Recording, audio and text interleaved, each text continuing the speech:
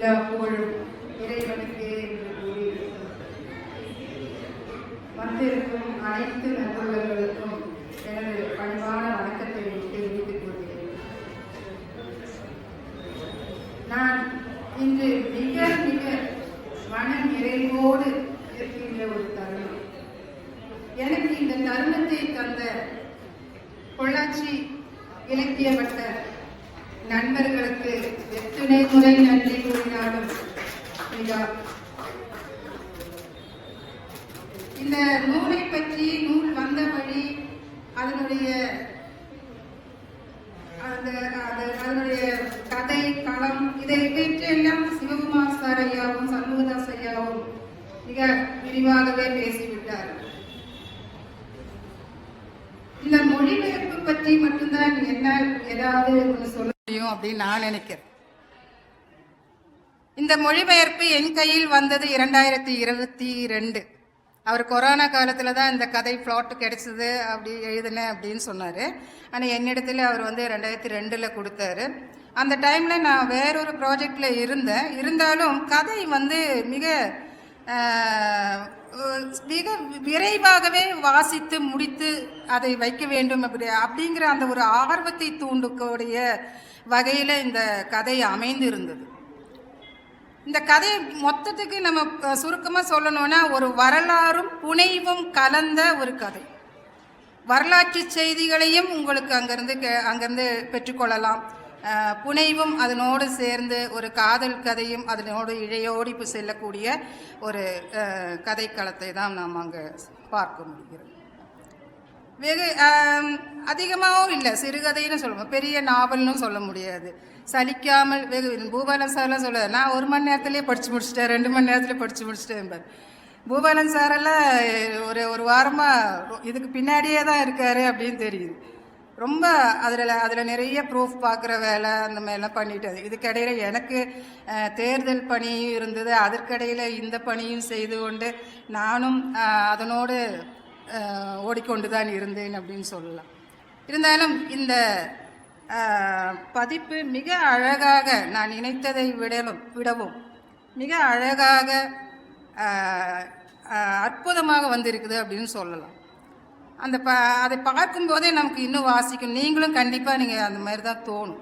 நீங்கள் எடுத்தீங்கன்னா ஒரு 2 மணி நேரத்துலேயே படித்து முடிச்சிடலாம். ரொம்பலாம் சலிப்பெல்லாம் தோன்றாது.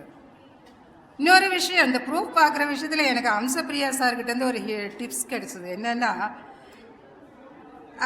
ப்ரூஃப் பார்க்கும்போது டீச்சர் நீங்கள் வேற ஒருத்தருடைய படைப்பாக நினச்சிட்டு பாருங்கள், அதை வாசிங்க, அப்போ தான் உங்களுக்கு தவறு தெரியும் அப்படின்னு சொன்னார். நம்ம பிள்ளைய வேறு பிள்ளைய நினைக்கிறது கஷ்டம்தான், இருந்தாலும் அப்படி பார்க்கும்போது தான் அந்த தவறு வெளியே வருது. ஏன்னா நமக்கு தெரியாது, நம்ம வாசிக்கும் போது அந்த ஃப்ளோ போயிட்டே இருக்கும், இதில் என்ன பெருசாக தப்பு இல்லையே அப்படின்னு தோணும். இருந்தாலும் இதை அவர் சொன்ன மாதிரி இன்னைக்கு கண்டிப்பாக அதை கடைபிடிப்பேன் சார். மிக்க நன்றிங்க. வேறொருத்தருடைய படைப்பாக அதை பார்த்து வாசித்தால் நமக்கு இந்த திருத்தம் செய்ய முடியும். கதையை வாசிக்காதீங்க, வாக்கியத்தையும் எழுத்தையும் மட்டுமே வாசித்து போங்க அப்படிங்கிற மாதிரி ரொம்ப அழகாக என்னை வழிகாட்டினார். அதற்கும் மிக்க நன்றி. அதே போன்று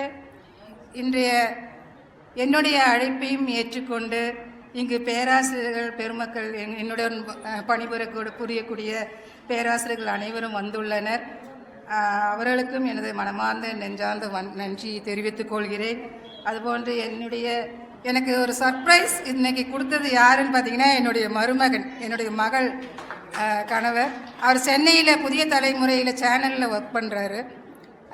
இங்கே கோயம்புத்தூரில் ஒரு ஷூட் வந்திருந்தேன், அதனால் நான் வந்தேன் அப்படின்னு திடீர்னு நான் இங்கே வந்து சீட்டில் உட்காரும்போது தான் பார்க்குறேன். அந்த மாதிரி ஒரு சர்ப்ரைஸ் விசிட் அவர் கொடுத்தாரு. அவருக்கு எனது நன்றி. அதே போன்று பிற தமிழ் ஆர்வலர்கள் அனைவரும் இங்கு வந்துள்ளீர்கள். உங்களுக்கும் எனது மனமார்ந்த நன்றியை தெரிவித்துக் கொள்கிறேன். ஒருவேளை இந்த நூலில் ஓவியங்களை வரைந்து தந்து உதவிய திருஷ்யா மாணவி அவர்கள் ஆர்ட்ஸ் பூனா கல்லூரியில் படிக்கிறாங்க. ஃபிலிம் இன்ஸ்டியூட் பூனாவில் படிக்கக்கூடிய ஒரு மாணவி தான், அவங்களுடைய தாய் வந்திருந்தாங்க, போயிட்டாங்க. அவருக்கும் என்னுடைய திருஷ்யாவிற்கும் எனது மனமார்ந்த நன்றியை சொல்லிக்கொள்ள வேண்டும். அது மட்டும் இல்லை, எனக்கு மிகவும் பிடித்த அந்த பொள்ளாச்சி இலக்கிய விடுதலை அதை சொல்லாமல் போக முடியாது அப்படிங்கிறனால அதையும் பதிவு செஞ்சுட்டு போகிறேன். மொழிபெயர்ப்பு பணிக்காக ஒரு முக்கியத்துவம் கொடுக்கக்கூடிய, முன்னெடுத்து அதனையும் ஊக்குவிக்கக்கூடிய ஒரு இலக்கிய வட்டமாக நான் இந்த பொள்ளாச்சி இலக்கிய வட்டத்தை பார்க்கிறேன். அதற்கு காரணம் என்னன்னு நான் எனக்குள்ளே இப்படி யோசித்து பார்த்தேன். மலையாள கரையோரம் தமிழ் பாடும்